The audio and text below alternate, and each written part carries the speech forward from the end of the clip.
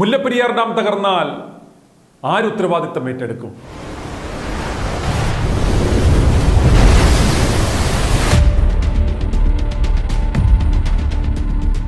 അന്യസംസ്ഥാനങ്ങളിൽ പ്രളയവും വലിയ ദുരന്തങ്ങളും ഉണ്ടാകുമ്പോൾ ഇതൊന്നും നമ്മെ ബാധിക്കുന്ന കാര്യങ്ങളല്ല എന്ന നിലപാടിലായിരുന്നു നമ്മൾ ഇതുവരെ.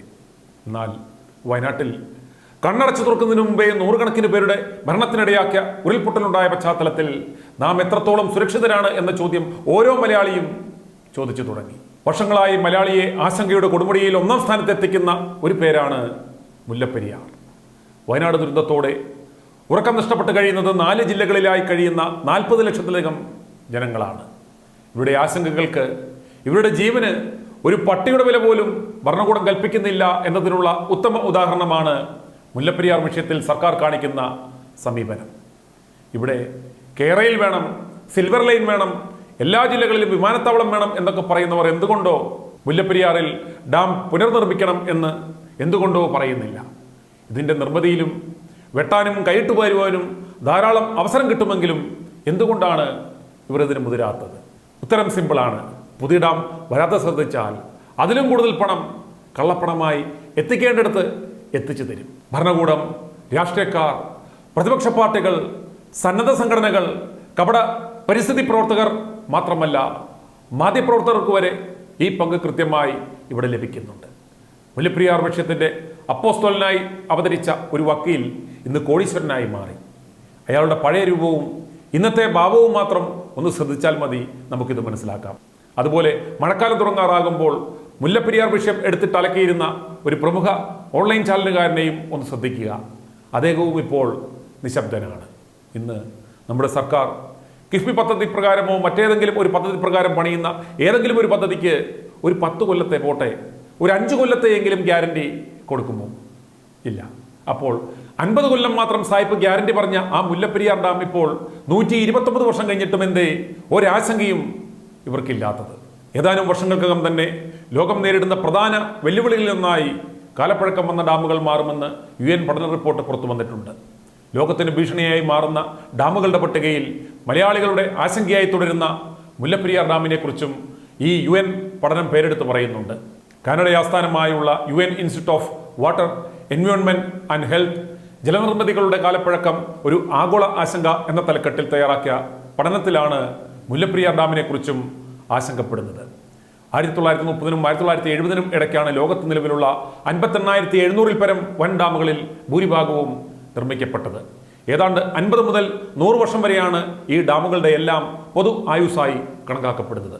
50 വർഷം കഴിയുമ്പോൾ തന്നെ സാധാരണ കോൺക്രീറ്റ് ഡാമുകൾ കാലപ്പഴക്കത്തിന്റെ ലക്ഷണങ്ങൾ കാണിക്കാറുണ്ടെന്ന് പഠനം പറയുന്നു.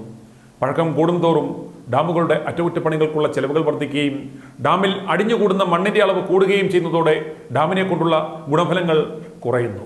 അതേസമയം മികച്ച രീതിയിൽ രൂപകൽപ്പന ചെയ്യുകയും നിർമ്മിക്കുകയും അറ്റകുറ്റപ്പണികൾ നടത്തുകയും ചെയ്യുന്ന ഡാമുകൾ കാര്യമായ പ്രതിസന്ധികളില്ലാതെ 100 വർഷം പൂർത്തിയാക്കാറുണ്ടെന്നും ഈ UN റിപ്പോർട്ടിൽ പറയുന്നു. എങ്കിൽ പോലും പ്രവർത്തനം അവസാനിപ്പിക്കുന്ന ഡാമുകളുടെ എണ്ണം അമേരിക്കയിലും യൂറോപ്പിലും വർഷം ചെല്ലുന്തോറും കൂടിക്കൂടി വരികയാണ്.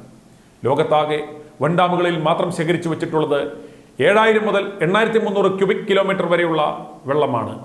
ലോകത്തെ രണ്ടാമത്തെ വലിയ രാജ്യമായ കാനഡയുടെ 80% പ്രദേശവും 1 കിലോമീറ്റർ ആഴത്തിൽ മുക്കുവാൻ മാത്രം പോകുന്ന ജലശേഖരമാണിത്. ഡാമുകൾ പ്രവർത്തനരഹിതമാകുന്നതോടെ സംഭവിക്കുന്ന പാരിസ്ഥിതികവും സാമൂഹികവുമായ പ്രത്യാഘാതങ്ങളെക്കുറിച്ചും പഠനത്തിൽ വിശദമായി പ്രതിപാദിക്കുന്നുണ്ട്. ഇന്ത്യയിലെ വലിയ ഡാമുകളിൽ 1115 എണ്ണത്തിനും 2025 ആകുമ്പോഴേക്കും 50 വർഷം പഴക്കമാകും. 2050 ആകുമ്പോഴേക്കും ഇത് 4250 കുതിച്ചുയരുകയും ചെയ്യും. 2050 ആകുമ്പോൾ ഇന്ത്യയിലെ 64 വൻ ഡാമുകളുടെ ആയുസ് 150 വർഷത്തിലേറെയാകുമെന്നും ഈ റിപ്പോർട്ട് ഓർമ്മിപ്പിക്കുന്നുണ്ട്. ഇന്ത്യയിലെ ഡാമുകളെക്കുറിച്ച് പറയുന്ന ഭാഗത്താണ് മുല്ലപ്പെരിയാർ ഡാമിനെ കുറിച്ചുള്ള ആശങ്ക പേരെടുത്ത് പറഞ്ഞ് UN റിപ്പോർട്ട് പങ്കുവെക്കുന്നത്. 129 വർഷത്തിലേറെ പഴക്കമുള്ള മുല്ലപ്പെരിയാർ ഡാം 40 ലക്ഷത്തോളം മനുഷ്യരുടെ ജീവന് ഭീഷണി ഉയർത്തുന്നുവെന്നാണ് റിപ്പോർട്ടിൽ വ്യക്തമാക്കുന്നത്. ഭൂചലന സാധ്യതയുള്ള പ്രദേശത്താണ് മുല്ലപ്പെരിയാർ ഡാം നിൽക്കുന്നതെന്നും കാലപ്പഴക്കത്തിന്റെ സൂചനകൾ ഡാമിലുണ്ടെന്നും റിപ്പോർട്ടിൽ പരാമർശിക്കുന്നു. കേരളത്തിലെ 3.5 കോടിക്ക് മേലെ വരുന്ന ജനങ്ങളിൽ എത്ര പേർ തങ്ങളിൽ പലരുടെയും മന്ദകനാകാൻ സാധ്യതയുള്ള മുല്ലപ്പെരിയാർ ഡാമിനെ കുറിച്ചും അതിൻ്റെ ഇപ്പോഴത്തെ അവസ്ഥയെപ്പറ്റിയും ബോധവാന്മാരാണ്. ബഹുഭൂരിപക്ഷത്തിനും കാര്യമായി ഒന്നും അറിയില്ല എന്നതാണ് പരമാർത്ഥം. ലക്ഷക്കണക്കിന് മലയാളികളുടെ തലയ്ക്ക് മുകളിൽ ഡെമോക്രസിന്റെ വാള് പോലെ മുല്ലപ്പെരിയാർ തൂങ്ങിയാടുവാൻ തുടങ്ങിയിട്ട് കാലം കുറയാകുന്നു. നിർമ്മാണ കാലത്ത് ലോകത്തിലെ ഏറ്റവും വലിയ അണക്കെട്ട് ഇതായിരുന്നെങ്കിലും ചുണ്ണാമ്പും സുർക്കി മിശ്രിതവും കരിങ്കല്ലും ഒക്കെ ഉപയോഗിച്ചുണ്ടാക്കിയ 129 വർഷത്തിലധികം പഴക്കമുള്ള മുല്ലപ്പെരിയാർ അണക്കെട്ടാണിന്ന് ലോകത്തിലുള്ളതിൽ വെച്ച് ഏറ്റവും പഴക്കമുള്ള ഭൂഗുരുത്ത അണക്കെട്ട്. 1895 ഈ അണക്കെട്ട് നിർമ്മാണം പൂർത്തിയാക്കിയ കാലത്ത് 50 കൊല്ലത്തിലധികം ഇത്തരം അണക്കെട്ടുകൾക്ക് ആയുസ്സിലെന്ന് അണക്കെട്ടിന്റെ ശില്പിയായ ബെന്നി കുക്ക് എന്ന ബ്രിട്ടീഷുകാരൻ തന്നെ പരാമർശിച്ചിട്ടുണ്ട്. അങ്ങനെ നോക്കിയാൽ പോലും സ്വാതന്ത്ര്യത്തിന് മുമ്പേ തന്നെ അണക്കെട്ടിന്റെ കാലാവധി കഴിഞ്ഞിരിക്കുന്നു. സായിപ്പ് ഉണ്ടാക്കിയ ആ അണക്കെട്ടായതുകൊണ്ട് മാത്രമാണ് പിന്നെയും ഇത്രയും കൊല്ലമായി അതിങ്ങനെ പൊട്ടാതെ നിൽക്കുന്നത്. നമ്മുടെ പാലാരിവട്ടം പാലം ഉണ്ടാക്കിയ മോന്മാർ വല്ലതുമാണ് ഈ ഡാം ഉണ്ടാക്കിയിരുന്നതെങ്കിൽ ഇതിനോടകം മുല്ലപ്പെരിയാർ അണക്കെട്ട് ദുരന്തത്തിന്റെ പ്ലാറ്റിനം ജൂബിലി മലയാളികൾ ആഘോഷിച്ചു കഴിഞ്ഞിട്ടുണ്ടാകുമായിരുന്നു. കേരളത്തിലാണ് മുല്ലപ്പെരിയാർ ഡാം സ്ഥിതി ചെയ്യുന്നതെങ്കിലും തമിഴ്നാടാണ് ഡാമിന്റെ ഉടമസ്ഥർ. ആ കഥയൊക്കെ പറയാൻ പോയാൽ മണ്ടത്തരങ്ങളുടെ സർദാർജി കഥ പരമ്പര പോലെ കേട്ടിരുന്ന് ചിരിക്കാനുള്ള വകയുണ്ടിതിൽ. ബ്രിട്ടീഷ് ഭരണകാലത്ത് തേനി, മധുര, ദിണ്ടിഗൽ, രാമനാഥപുരം എന്നീ തമിഴ് പ്രവേശികൾ ജലക്ഷാമം അനുഭവിക്കുമ്പോൾ പശ്ചിമഘട്ടത്തിനിപ്പുറമുള്ള കേരളത്തിലെ പെരിയാർ തീരങ്ങളിൽ പലപ്പോഴും വെള്ളപ്പൊക്കമായിരുന്നു. ഇതിന് സായിപ്പ് കണ്ടുപിടിച്ച പ്രതിവിധിയാണ് മുല്ലപ്പെരിയാർ അണക്കെട്ട്. പെരിയാർ നദിയിലെ വെള്ളം അണകെട്ടി പശ്ചിമഘട്ടം തുറന്ന് മധുരയിലൂടെ ഒഴുകുന്ന വൈഗൈ നദിയിൽ എത്തിക്കാനിട്ട പദ്ധതിയാണ് ഇന്നിപ്പോൾ മുല്ലപ്പെരിയാർ ഡാം എന്ന തലവേദനയായി മലയാളികളുടെ ഉറക്കം കെടുത്തുന്നത്. 1886 ഒക്ടോബർ 29 പെരിയാർ പട്ടക്കരാർ പ്രകാരം പെരിയാർ നദിയുടെ 155 അടി ഉയരത്തിൽ സ്ഥിതി ചെയ്യുന്ന 8000 ഏക്കർ സ്ഥലത്തിന് പുറമെ അണക്കെട്ട് നിർമ്മാണത്തിനായി 100 ഏക്കർ സ്ഥലവും തിരുവിതാംകൂർ രാജാവായിരുന്ന വിശാഖം തിരുനാൾ രാമവർമ്മ അന്നത്തെ മദ്രാശി സർക്കാരിന് പാട്ടമായി നൽകുകയാണ് ഉണ്ടായത്. കരാർ പ്രകാരം പാട്ടത്തുകയായി ഏക്കറിന് 5 രൂപ എന്ന കണക്കിൽ 40,000 രൂപ വർഷം തോറും കേരളത്തിന് ലഭിക്കും. 50 വർഷം മാത്രം ആയുസ് കണക്കാക്കിയിരുന്ന ഡാമിന്റെ കരാർ കാലയളവ് 999 വർഷമാണെന്നുള്ളതാണ് വിരോധാഭാസം. ആദ്യ കരാർ കഴിയുമ്പോൾ വേണമെങ്കിൽ വീണ്ടും ഒരു 999 വർഷത്തേക്ക് കരാർ പുതുക്കുന്നതിനും യാതൊരു വിരോധവും ഇല്ലെന്നുള്ള മറ്റൊരു മണ്ടത്തരവും കൂടെ ഈ കരാറിലുണ്ട്. അണക്കെട്ടിൽ ചോർച്ചയും മറ്റും വരുവാൻ തുടങ്ങിയതോടെയായിരിക്കണം അണക്കെട്ട് ദുർബലമാണെന്നും ജലനിരപ്പ് 136 അടിക്ക് മുകളിൽ ഉയർത്തുവാൻ പറ്റില്ലെന്നും പറഞ്ഞ് കേരളവും തമിഴ്നാടും തമ്മിലുള്ള നിയമയുദ്ധങ്ങൾ ആരംഭിക്കുന്നത്. കിട്ടേണ്ട പോലെ കിട്ടിയാൽ നമ്മുടെ അണ്ണന്മാർ ഈ വിഷയത്തിൽ മിണ്ടില്ല എന്ന് മാത്രമല്ല കോടതിയിൽ തോറ്റുകൊടുക്കുകയും ചെയ്യും. ഡാം പൊട്ടിയാലും തമിഴ്നാട്ടിലേക്ക് വെള്ളമൊഴുകി അവർക്ക് അപകടമൊന്നും ഉണ്ടാകില്ല എന്നതുകൊണ്ട് തന്നെ കിട്ടുന്നിടത്തോളം കാലം വെള്ളം ഊറ്റുവാനാണ് തമിഴ്നാടിന്റെ പദ്ധതി. ഡാം പൊട്ടിയാൽ 35 കിലോമീറ്റർ താഴെയുള്ള ഇടുക്കി ഡാം ആ വെള്ളം മുഴുവൻ താങ്ങിക്കൊള്ളും എന്നുള്ള മുടന്തൻ ന്യായങ്ങളും തമിഴ്നാട് സർക്കാർ നിരത്തുന്നുണ്ട്. ഇടുക്കി ഡാം അല്ലാതെ തന്നെ നിറഞ്ഞു കവിയാറുണ്ടെന്നും മുല്ലപ്പെരിയാറിലെ വെള്ളം കൂടെ താങ്ങുവാൻ ഇടുക്കി ഡാമിന് ആകില്ലെന്നുമുള്ളത് പകൽ പോലെ വ്യക്തമായ പരമാർത്ഥമാണ്. ഇനി അഥവാ ഇടുക്കി ഡാം ഈ വെള്ളം മുഴുവൻ താങ്ങിയാലും മുല്ലപ്പെരിയാറിനും ഇടുക്കി ഡാമിനും ഇടയിൽ പെരിയാർ തീരത്ത് താമസിക്കുന്ന 10,000 ജനങ്ങളുടെ ജീവന് ഒരു വിലയുമില്ലേ? ആയുസ് കഴിഞ്ഞ അണക്കെട്ടെങ്ങാനും പൊട്ടിയാലുള്ള അവസ്ഥയെക്കുറിച്ച് ചിന്തിക്കുവാൻ തുടങ്ങിയാൽ 5-6 ജില്ലകളിലെ ജനങ്ങൾക്ക് മനസമാധാനത്തോടെ ഒന്ന് കിടന്നുറങ്ങുവാൻ പോലും പറ്റില്ല. അപകടം എന്തെങ്കിലും സംഭവിച്ചാൽ കണക്കുകൾ സൂചിപ്പിക്കുന്നത് ശരിയാണെങ്കിൽ ഇടുക്കി, കോട്ടയം, പത്തനംതിട്ട, എറണാകുളം, തൃശൂർ, ആലപ്പുഴ എന്നീ ജില്ലകളിലായി കുറഞ്ഞത് 40 ലക്ഷം ജനങ്ങളെങ്കിലും ചത്തൊടുങ്ങും. പണ്ഡിതനും പാമരനും പണമുള്ളവനും പണമില്ലാത്തവനും സിനിമാക്കാരനും രാഷ്ട്രീയക്കാരനും കേന്ദ്രത്തിൽ പിടിയുള്ളവനും പിടിയില്ലാത്തവനും കുട്ടികളും വലിയവരും അടക്കമുള്ള ലക്ഷക്കണക്കിന് മനുഷ്യാത്മാക്കൾ വീട്ടിലും റോഡിലും പാടത്തും പറമ്പിലുമൊക്കെയായി ചത്തുമലയ്ക്കും. ലക്ഷക്കണക്കിന് പേർ ആർക്കും ബുദ്ധിമുട്ടൊന്നും ഉണ്ടാക്കാതെ അറബിക്കടലിന്റെ അഗാധതയിൽ സമാധിയാകും. കന്നുകാലികൾ അടക്കമുള്ള മിണ്ടാപ്രാണികളുടെ കണക്കൊന്നും മുകളിൽ പറഞ്ഞ 40 ലക്ഷത്തിൽ പെടുന്നതല്ല. കെട്ടിടങ്ങൾക്കുള്ളിലും വാഹനങ്ങളിലുമൊക്കെയായി കുടുങ്ങിക്കിടക്കുന്ന ഇത്രയുമധികം ശവശരീരങ്ങൾ 24 മണിക്കൂറിനകം കണ്ടെടുത്ത് ശരിയാവണ്ണം മറവ് ചെയ്യാനാവാതെ ജീവനോടെ അവശേഷിക്കുന്ന ബാക്കിയുള്ള മനുഷ്യജന്മങ്ങൾ പകർച്ചവ്യാധികളും മറ്റു രോഗങ്ങളും പിടിച്ച് നരകിച്ച് ചാകുന്ന അവസ്ഥയുണ്ടാകും. ഇക്കൂട്ടത്തിൽ മുല്ലപ്പെരിയാറിന്റെ പേരിൽ പടനയിക്കുന്ന തമിഴനും നന്നായി അനുഭവിക്കും. നദീജലം നഷ്ടമായതുകൊണ്ട് തേനി, മധുര, ദിണ്ടിക്കൽ, രാമനാഥപുരം എന്നിങ്ങനെ കൃഷിയെ മാത്രം ആശ്രയിച്ച് കഴിയുന്ന 10,000 തമിഴ് മക്കൾ വരൾച്ചയും പട്ടിണിയും കൊണ്ട് വലയും.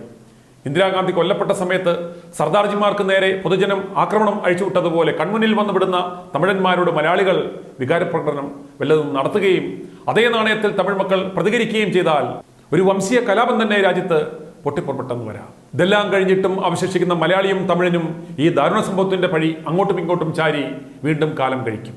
ഒരു രാജാവിന് പറ്റിയ തിരുമണ്ടത്തരം നാളിത്ര കഴിഞ്ഞിട്ടും തിരുത്താനാവാതെ പ്രജകളെ പരിപാലിക്കുന്നെന്ന പേരിൽ നികുതിപ്പണം തിന്നുകുടിച്ച് സുഖിച്ച് കഴിഞ്ഞു പോകുന്ന മന്ത്രിമാരെയും അവരുടെ പിണിയാളുകളെയും നമുക്ക് പിന്നെയും വൻ ഭൂരിപക്ഷത്തിന് തിരഞ്ഞെടുത്ത് തലസ്ഥാനത്തേക്കും കേന്ദ്രത്തിലേക്കും അയച്ചുകൊണ്ടേയിരിക്കും. അപ്പോഴും അവിടെയും ഇവിടെയും തൊടാതെ വിധി പ്രസ്താവിച്ച് നിയമജ്ഞർ മനുഷ്യരെ മണ്ടന്മാരാക്കിക്കൊണ്ടേയിരിക്കും. അപ്പോഴും ഇവിടെയുള്ള രാഷ്ട്രീയ വിഷജീവികളൊക്കെയും ഇടത് വലത് കളിച്ച് വീണ്ടും വീണ്ടും മാറി മാറി മലയാളി സമൂഹത്തെയാകെ കൊള്ളയടിച്ചുകൊണ്ടേയിരിക്കും.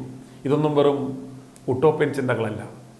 1979 ഓഗസ്റ്റ് 11 കനത്ത മഴയിൽ ഗുജറാത്തിലെ മോർബി ഡാം തകർന്നപ്പോൾ ഉണ്ടായതാണ് സ്വതന്ത്ര ഇന്ത്യയിലെ ആദ്യത്തെ വലിയ ഡാം ദുരന്തം.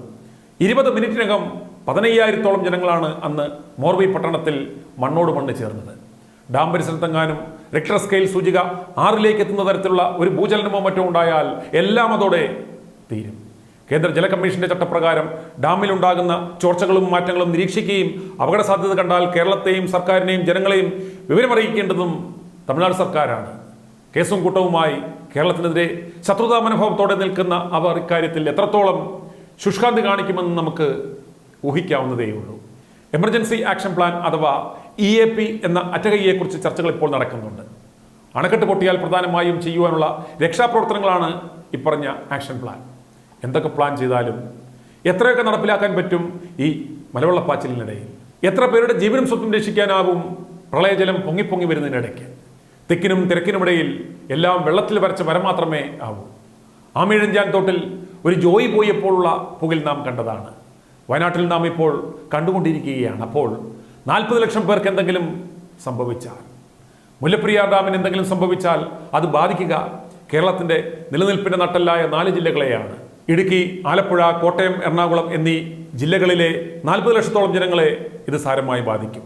ഡാം തകർന്നാൽ അതിലെ ഭൂരിഭാഗം വെള്ളവും ഒഴുകുന്നത് പെരിയാറിലൂടെയായിരിക്കും. ഭൂചലന തീവ്രത 8 വരെ എത്തിയാലും പ്രതിരോധിക്കുവാൻ കഴിയുന്ന കനഡിയൻ സാങ്കേതിക വിദ്യ ഉപയോഗിച്ചാണ് പെരിയാറിലെ 2ാമത്തെ അണക്കെട്ടായ ഇടുക്കി ഡാം നിർമ്മിച്ചിരിക്കുന്നതെങ്കിലും മുല്ലപ്പെരിയാർ ഡാം തകർന്നാൽ ഉണ്ടാകുന്ന ശക്തമായ ഒഴുക്ക് അതിജീവിക്കുവാൻ ഇടുക്കി ഡാമിന് കഴിയുമോ എന്ന് പറയാനാവില്ല. അതുകൊണ്ട് നമുക്ക് ഈ ചോദ്യത്തിന് ഉത്തരം കിട്ടിയേ തീരൂ. മുല്ലപ്പെരിയാർ അണക്കെട്ടിന് ഇനി എന്തെങ്കിലും സംഭവിച്ചാൽ ആര് ഉത്തരവാദിത്തം ഏറ്റെടുക്കും? സർക്കാർ ഏറ്റെടുക്കുമോ? രാഷ്ട്രീയക്കാർ ഏറ്റെടുക്കുമോ? അതോ നമ്മുടെ ന്യായാധിപന്മാർ ഏറ്റെടുക്കുമോ? ജനങ്ങളെ, അതുകൊണ്ട് നമുക്ക് ഉണരേണ്ട സമയമായി നമ്മുടെ സഹോദരങ്ങൾക്കായി. i2i News, an eye for truth. i2i News subscribe ചെയ്തിട്ടില്ലാത്തവർ ഇപ്പോൾ തന്നെ സബ്സ്ക്രൈബ് ചെയ്യുക. നോട്ടിഫിക്കേഷൻ ലഭിക്കുവാൻ ബെൽ ബട്ടണും അമർത്തുക.